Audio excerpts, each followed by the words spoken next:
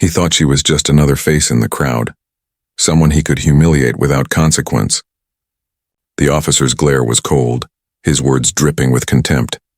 Then, in front of an entire street of witnesses, he did the unthinkable. He spat at her. The crowd gasped. Phones lifted, the air frozen with disbelief. She didn't shout, didn't cry. Instead, she reached into her coat, calm and steady. And when her hand came back up, it held a police badge, gleaming under the sun, marked with the title Captain. In that moment, everything changed. Her name was Captain Maya Johnson, a decorated officer with 15 years of service and an unshakable sense of duty. Yet on that quiet afternoon, none of that mattered. She wasn't in uniform.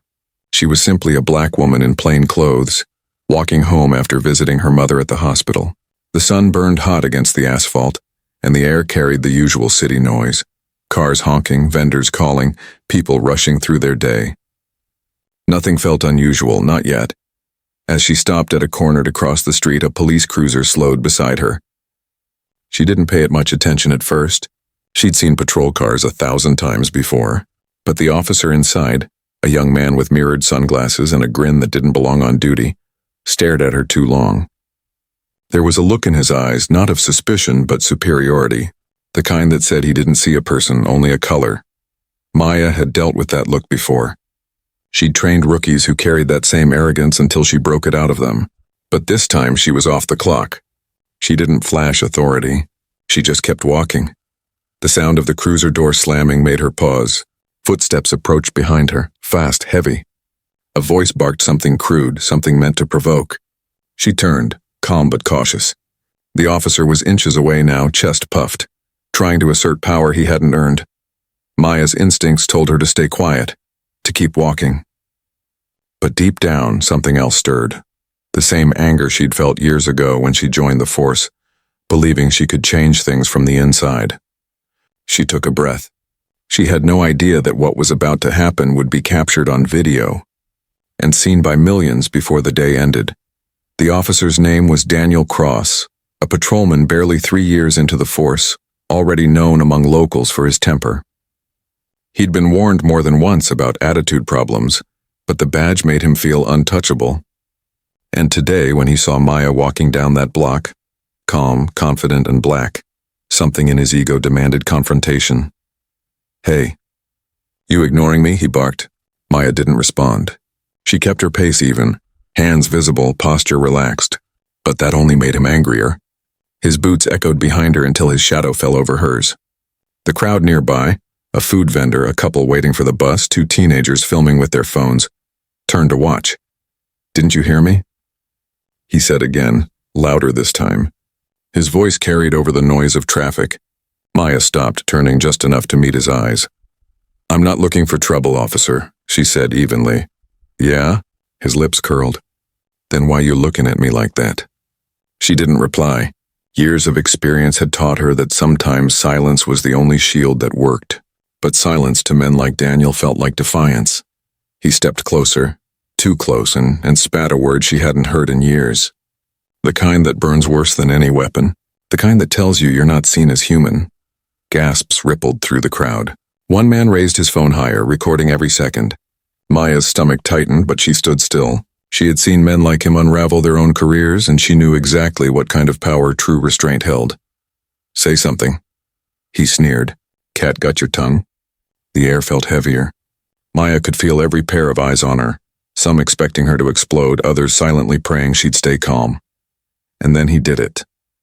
The line that should never be crossed. He spat, not words this time, but spit, right at her face. It landed on her cheek and dripped down slowly, catching sunlight like a cruel reflection of shame. The crowd erupted.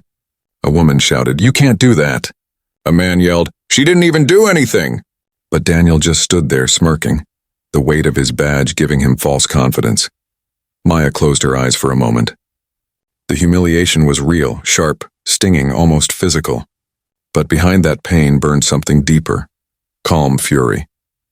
When she opened her eyes again, there was no fear left, only quiet authority. She reached slowly into her coat. Daniel's smirk faltered. For a moment he thought she might be pulling a weapon. His hand went to his holster instinctively. The street fell silent. The phone stayed up. Every heartbeat seemed to echo louder than the sirens in the distance, and then she pulled it out. Not a gun, not anger, but a badge. Gold. Gleaming. Real. Captain Maya Johnson. The air shifted. Daniel froze. His mouth opened slightly, but no sound came. One of the teenagers whispered, "She's a cop." And suddenly the crowd leaned in. Maya didn't shout. She didn't threaten.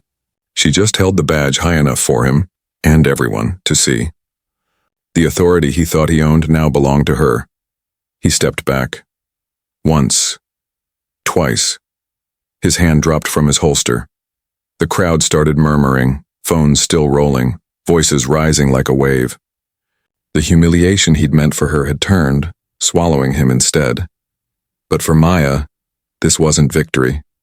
It was heartbreak, because even after 15 years of service, even after saving lives, protecting communities, and training dozens of officers, she was still treated like she didn't belong. For a long, breathless second, no one moved. The air was still heavy with disbelief. Officer Daniel Cross stared at the badge like it was something out of a nightmare, the kind that cracks your illusion of control. The smirk was gone now, replaced by a tremor in his jaw, a flicker of panic behind his mirrored lenses. "See, Captain," he stammered, voice suddenly smaller than it had ever been. Maya said nothing. She didn't need to. The silence around her did all the talking. Every camera was still recording, every witness frozen in the raw reality of what they had just seen. An officer disgracing his own uniform by attacking the very kind of person he was sworn to protect. Another patrol car turned onto the street, lights flashing. Daniel's partner stepped out, confusion etched across his face. He glanced at Maya, then at Daniel, and the sight told him everything he needed to know. "Sir, what's going on here?" he asked carefully. Maya finally spoke, her voice calm but resonant with authority. "Officer Cross just assaulted a commanding officer in public view," she said evenly. "You can check the footage yourself." Her tone was professional, almost detached, but her eyes told another story, one of disappointment that ran deeper than rage.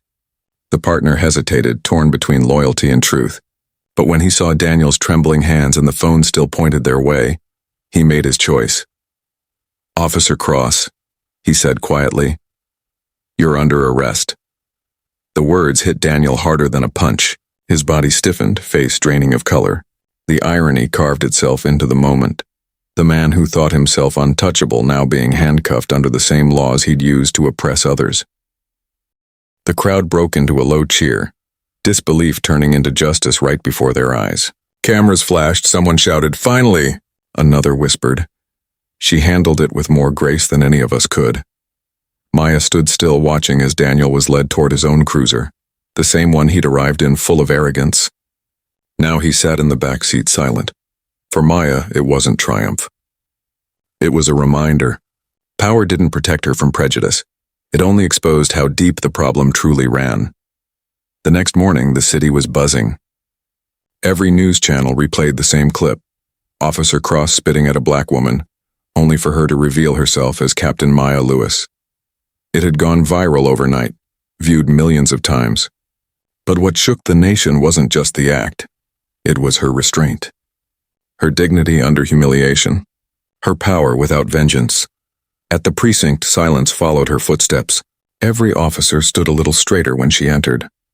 The same men who might have doubted her before now couldn't meet her eyes.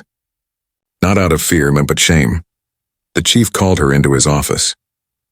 "Maya," he said quietly, "we've seen the footage. I can't undo what happened, but I can make sure it never happens again. Cross has been terminated, and the department is launching a full review of racial conduct." She nodded, her face calm, but her heart heavy. "It's not just about him," she said. "It's about the system that made him think he could do it." Outside, a small crowd gathered as she exited the station. People holding signs that read, "Respect starts within the badge and justice has a face." Reporters tried to get her attention, but she didn't speak for cameras. She stopped beside a young black girl who was watching from the sidewalk.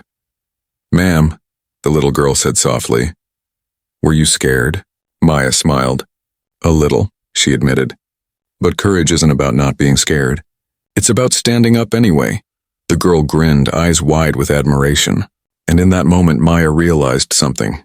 Sometimes the most powerful change doesn't come from punishment, but from example. Later that evening, Maya sat in her car, looking at her reflection in the mirror. The same uniform, the same badge, but a different world. She whispered to herself, maybe this is just the beginning. The screen fades to black. Text appears, real respect has no color. Real power needs no violence. Moral. Outro message.